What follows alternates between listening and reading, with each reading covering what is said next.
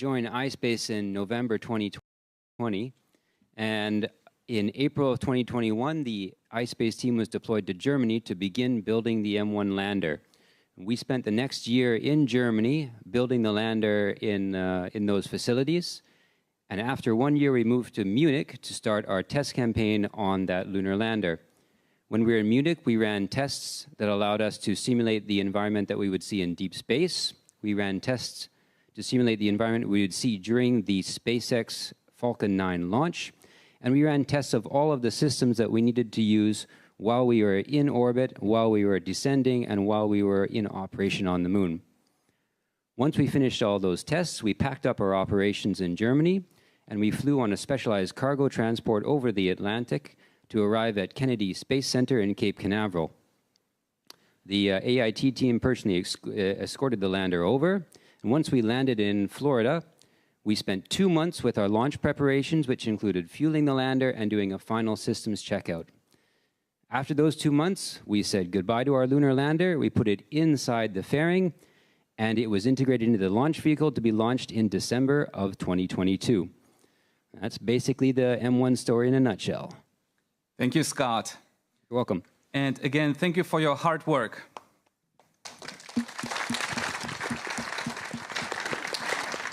Now, of course, our Series 1 lander is not going to the moon empty-handed. It is carrying several payloads, expected to start operations on the lunar surface after landing. Let us hear about our payload customers on M1 from iSpace Chief Revenue Officer Atsushi Saiki.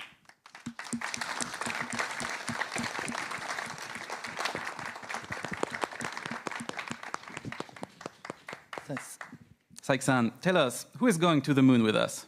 Okay, thank you, Kevin. On Mission 1, we are carrying a number of government and commercial payloads.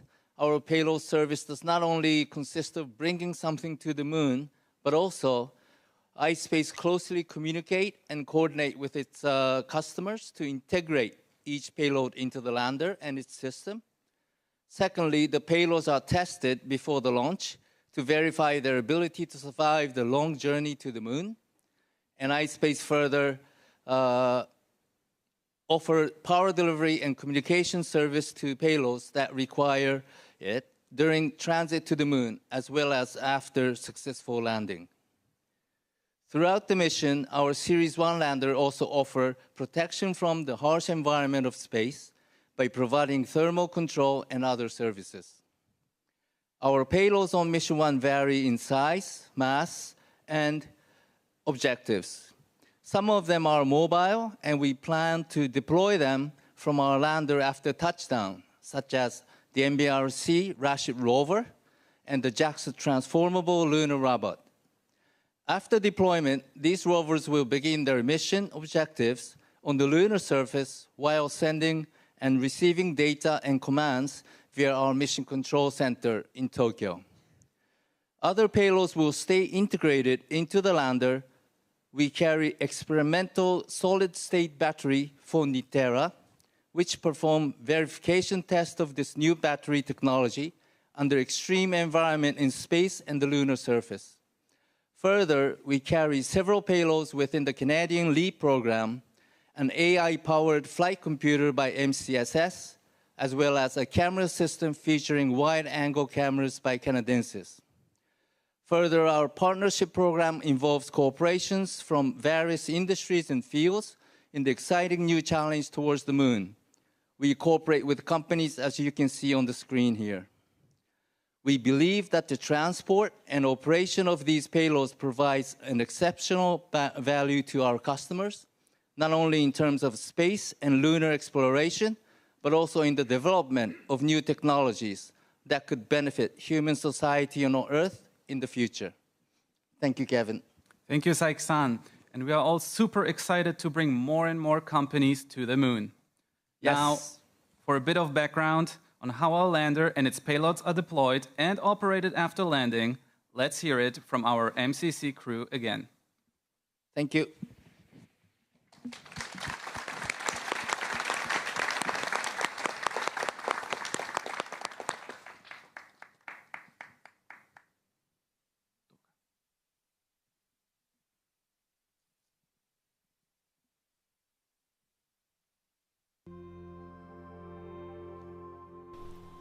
As soon as our spacecraft detects contact with the lunar surface, it will go to TDM, which is touchdown mode.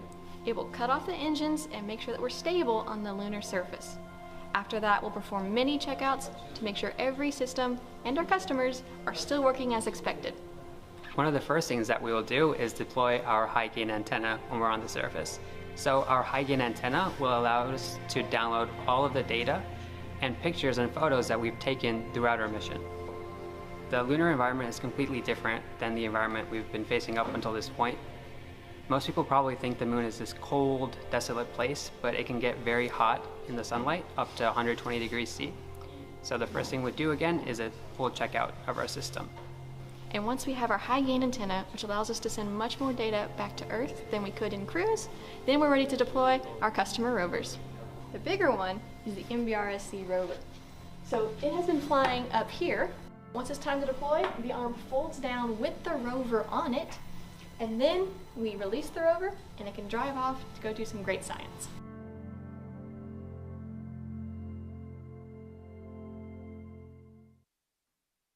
Thank you to Katie and Haroon, and all the best during those first moments of surface operations. Now, we are happy to have a quick message from a very special guest, Yamazaki Naoko-san, a former JAXA astronaut who flew on the space shuttle to the International Space Station, will very soon be connecting remotely with us. Yamazaki-san, hello, can you hear us? Hello, Kevin. Yes, I can hear you very well, and congratulations for your achievements so far.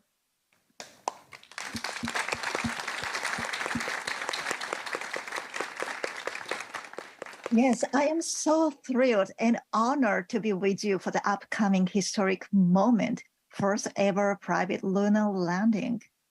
First of all, I'm so proud of the entire iSpace team, including families, for the remarkable achievement to get this point. As an astronaut, I cannot overstate the importance of this mission, which expands our frontier for all humankind.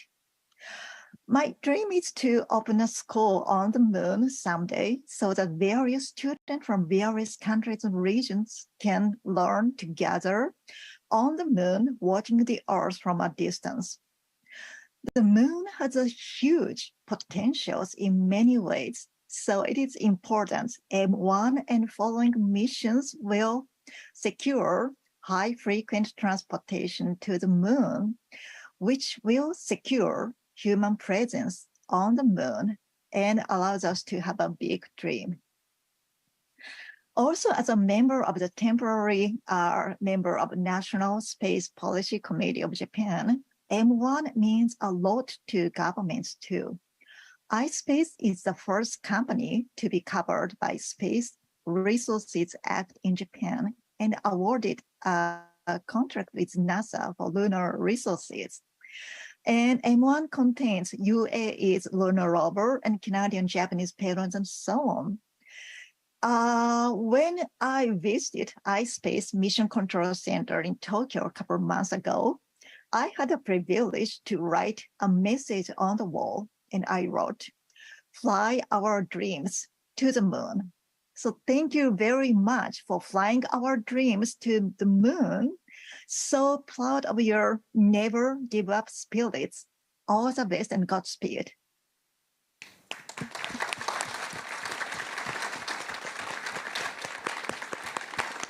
Thank you so much, Yamazaki-san, and it's always a great pleasure to have you with us. Now, let us have another quick look at our status screen. Hitachi-san, looking at the status screen, I hope we have it now here soon. Yes, what phase would you put us on now, more or less? Yes, I believe the lander is still in the phase 2, that's a cruise phase. So, as I said, this phase takes about 40 to 50 minutes. So I hope that in the, about in the 10 minutes or so, I hope that the next, the braking burn starts. But at the moment, I believe that the lander still is in the cruise phase. flying with a speed of 6,000 kilometers per hour. But altitude now, you can see the altitude. Altitude is now getting now closer to 25 kilo from the surface. Thank you, Hitachi-san. And Hakamada-san, we soon hope to regain contact with our lander. Are you looking forward to meeting him again? Yes, I really looking forward to reconnect our lander and then start the next phase of the landing. Thank you. And while we wait, let's see where exactly our lander is planning to set down on the moon.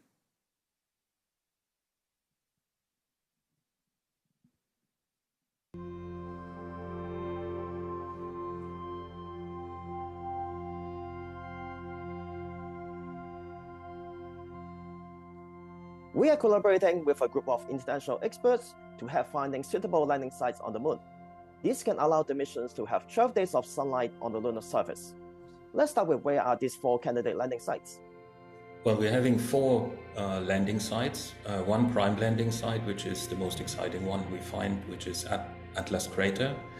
And we have 3 backup landing sites. One is not too far from the prime landing site, which is Lacus Somniorum. One then in the western hemisphere, where we have Oceanus Procellarum and Sinus Iridum. All of our landing sites are in the northern hemisphere and are very exciting for their scientific potential and are well suitable to act as backup landing site in case the landing does not work of any of the others. We selected our site using both scientific and technical criteria. So for instance, we want to go to a place relatively flat, devoid of boulders, but we also want to maximize the science output with having some geological diversity. And in order to proceed, we collected data from space mission currently orbiting the moon that we processed. We tried to translate our criteria into calculation steps, and then we came up with a list of possible sites that we scored and we ranked. I think from the beginning, the landing site selection working group started with having safety in mind, the safety of landing and also safety of Rashid rover traversing the moon. Rashid rover is designed to overcome obstacles of up to 10 centimeters of height and also to drive over slopes of maximum 20 degrees. When we reach there, definitely we have a lot of ideas to do a lot of science experiments. We are going to study the regolith on the landing site, and also we are going to study the thermal characteristics, and also we have nice and exciting ideas on experimenting with different materials interacting with the regolith on the landing site. So my role was to further optimize our landing site selection, make sure that there was alignment with both our lander team here in iSpace as well as our other customer payloads, as well as to establish our own science objectives to help with the continuous improvement of iSpace lander and rover exploration missions into the future. Each of the 4 selected landing sites are incredibly unique and will offer fantastic scientific value, and they're just really exciting opportunities. To land on any of the given landing sites, we have to make sure the spacecraft is passing over it. But then as the moon rotates over in its own axis, we only have one given opportunity every lunar month, right? So every 28 days. So in order to minimize the time that passes between any of the prime and any of the landing opportunities, in case there's any deviation from the nominal, then we selected these 3 landing sites that will be accessible within just a few days.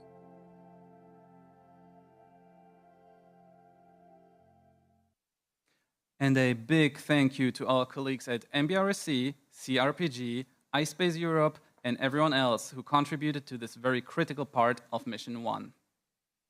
Now, while we wait for the lander to reappear from the far side of the moon and reconnect with our ground station, let us hear about what we can look forward to over the next couple of years. I welcome iSpace Director and Chief Finance Officer Junpei Nozaki.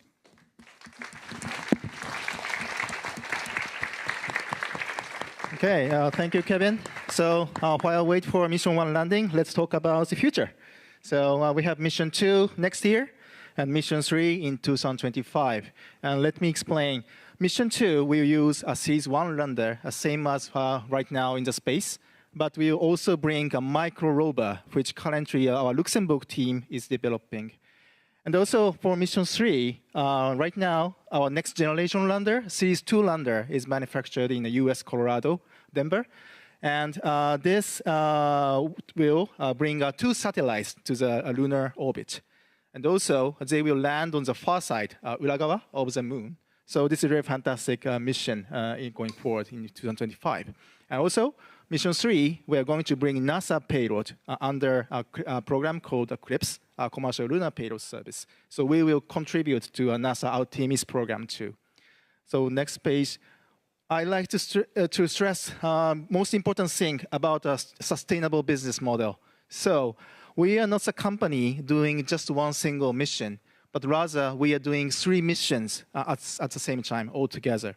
This is very important because while we are doing Mission 1, we can feedback what we learned from our Mission 1 and the data what we acquired from Mission 1 to Mission 2 and Mission 3 rapidly. And this is really important to improve our maturity of technology and also maturity of a business model. And also, for startup companies, financing is really important. But we are very proud and we are very fortunate that we could raise more than $300 million of money so far to support not only one single mission, but all 3 missions together. So this is an important point to create a sustainable business as iSpace. So we are now closer to the landing. And I strongly believe we can have a good achievement. But however, whatever the outcome is, our company will go and continue. And also, I promise never quit the Lunar Quest. So thank you very much, Kevin. Thank you, Nozaki-san.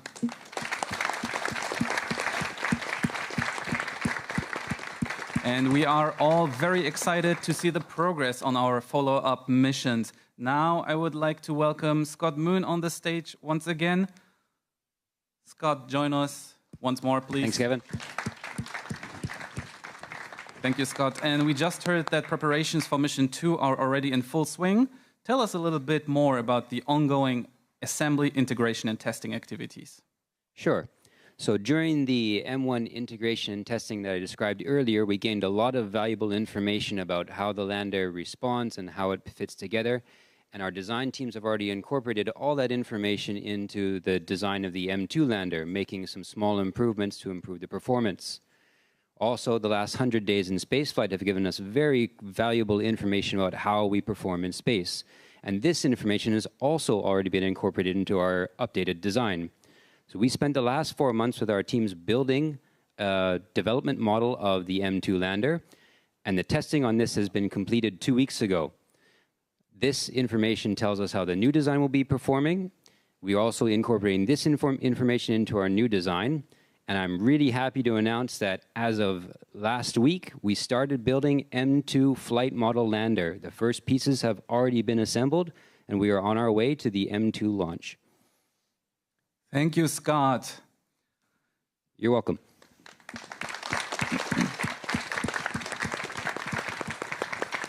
And it's really amazing that even while Mission 1 is still ongoing, we are already working on our next mission. So good luck to you and your team. So I have a good live update for all of you. We received word that the lander has reappeared from the backside of the moon. And it's on its final orbit, only minutes away from the planned landing. So, Hakamada-san, seems like it's really happening. Yes. How do you feel? Well, it's really happening. Yes, very, very excited to see very final phase of the landing soon. Yes, so we can really just hope and send our good energies towards the lander. So Hitachi-san, looking at the display, what is the status? So it looks like I think that the display is still the simulation modes, but I think it seems that if everything is going as expected, I think we have we should have entered now the braking burn phase.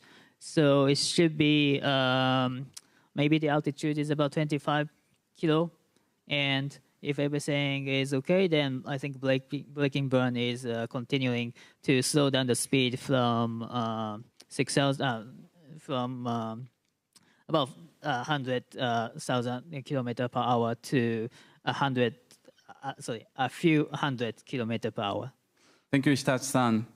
And actually, for everyone here, we were able to download several images and videos from our lander over the last few days. Again, these are not real-time images, but they were taken from lunar orbit around 100 kilometer altitude. So let's have a look at these images.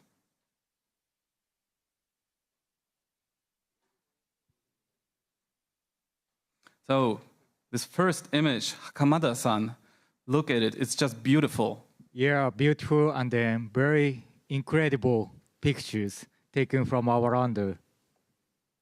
It is truly amazing how a privately funded spacecraft can capture the moon and the Earth like this and send the image back. Now, Hitachi-san, looking at this, I think this image also contains some scientific, very, very interesting speciality. Can you explain it a bit more? Oh, yes, yeah. So this is the picture of the Earth lies on the moon, but most interestingly, you know, as you can see, if you can take a very closer look at the Earth, so we see actually the shadow of the moon on the Earth. So you see that black spot there, the close to the Australia. So this is actually the shadow of the moon. So we took this picture during the solar eclipse. So it's really interesting to see this kind of the phenomena, not from the Earth, but from the lunar orbit. So this is very interesting and very exciting picture. Thank you, Hitachi-san. And I believe we also have a video that I would like to share with you. Wow. Hakamada-san, doesn't this look amazing? Well, this is real video. Yes. Not CG. No. Wow. It's amazing. It's really hard to believe, but it looks amazing. So Hitachi-san, we see something in the lower part of the video. What is this? Yes, I think this is a part of our lander. So this is a part that we call MLI, a multi-layer MLI, and we see the partner logo at on the right-hand side. So it's really great. It's really amazing to see this, you know, shadow and the bright part and the shadow part of the moon. So because there's no atmosphere on the moon, so we can clearly see the lunar surface. And this is really amazing video. I'm really amazed. Thank you. And I believe we have one more image. Yet again, a video.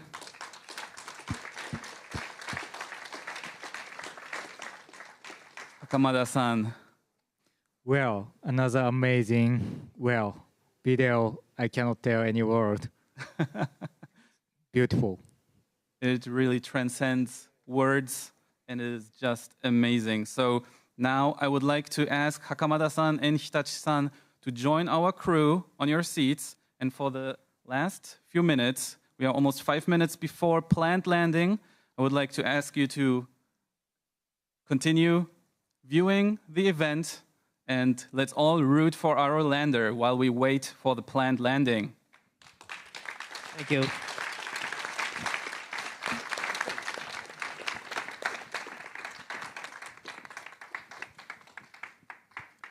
And now, looking at the status screen, the lander is still moving over 2,000 kilometers per hour. Please let me point out here that we might lose communication with our lander during descent. This is to be expected, and we will reconnect as quickly as possible. Also, if you see any sudden changes in the simulation, this might also be caused by our system of how we simulate it. Even if the lander appears to be on the surface or anywhere else, please wait for our final confirmation from our MCC. As soon as we receive final word, we will share it with you. And you see our MCC crew getting ready for the moment. Anxiously awaiting, getting their stations ready.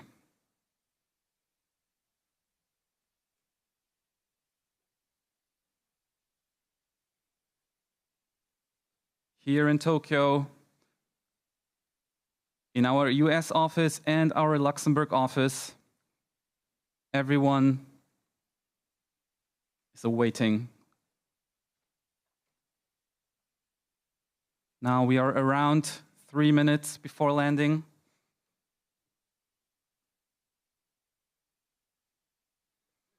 You can see the tension in everyone's faces. But these are professionals, and we trust them.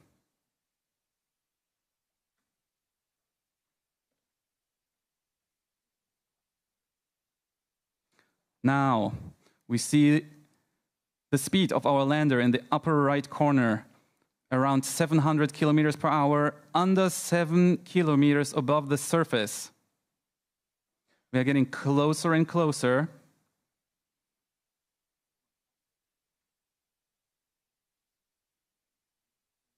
The lander continues to fire its propulsion system, and we are now around L-2 minutes.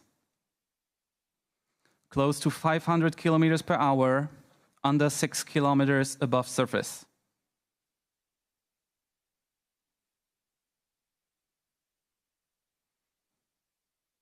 We are only moments away from the planned touchdown on the lunar surface.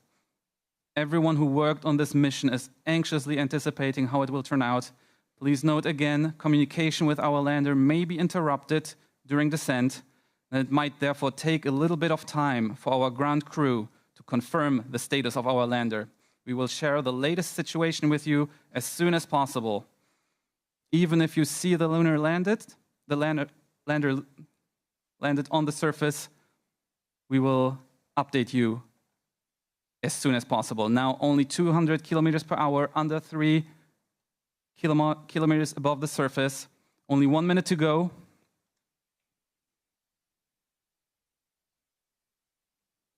(190, 180 kilometers per hour), under 2 kilometers.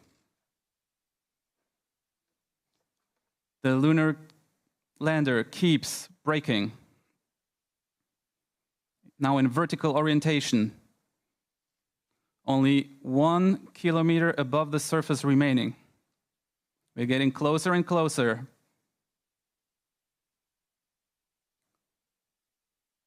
About 120 kilometers per hour, 700 meters.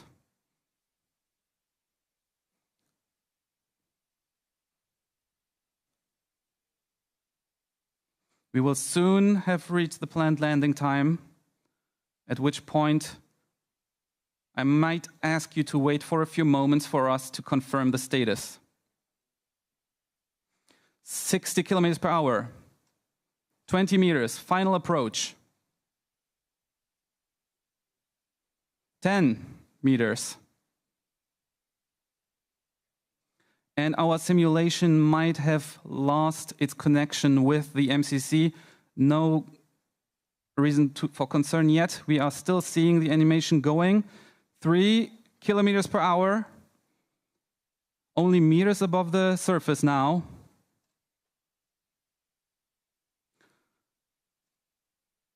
And now we are at the moment of planned landing time. Again, everyone, please give us a few moments to confirm. We hope to maybe receive a message from our MCC soon. If that is not the case, then we will need a few moments to continue investigations, and we'll update you as soon as we have new information.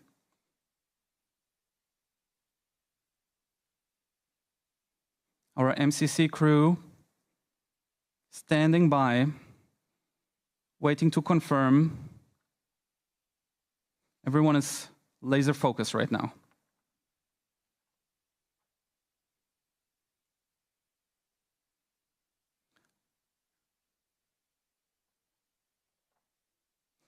You can really feel the tension.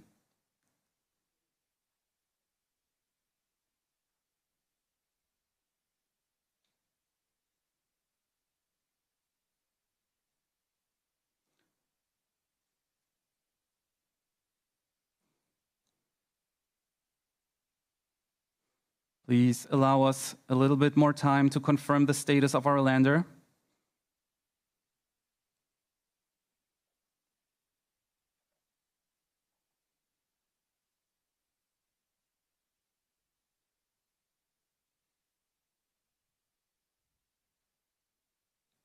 Our MCC ground team keeps working, confirms whether or not we can receive telemetry from our lander.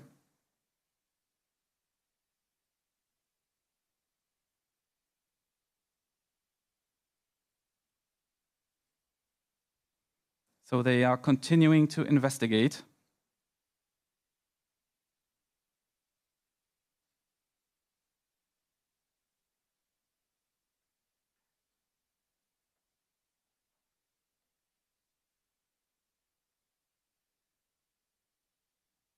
This process may still take a little bit of time. And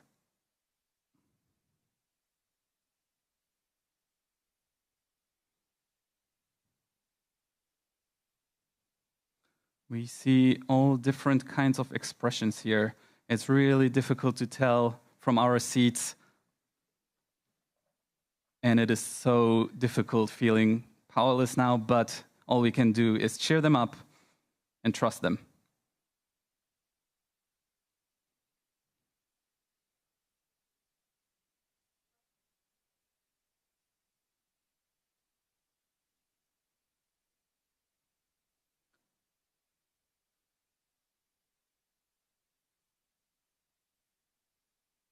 Please give us a few more moments.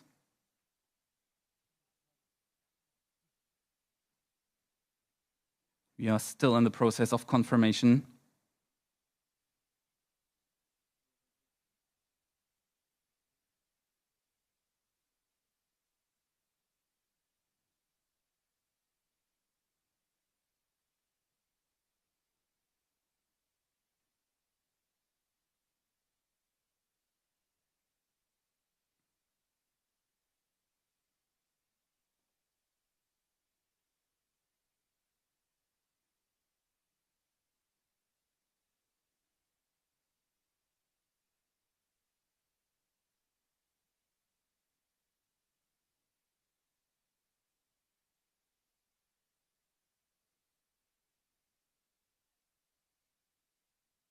The team keeps on working tirelessly.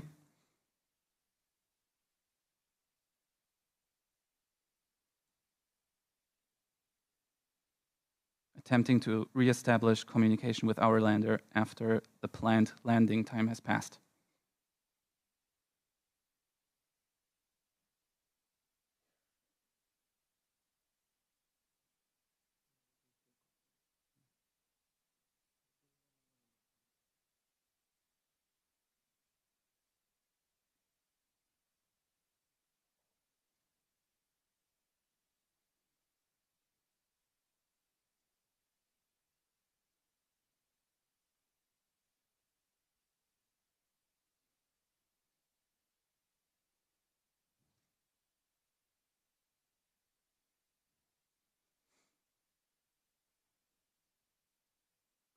Thank you everyone for your patience. I know everyone wants to know the status of our lander, and I assure you, our crew is working on it as we speak.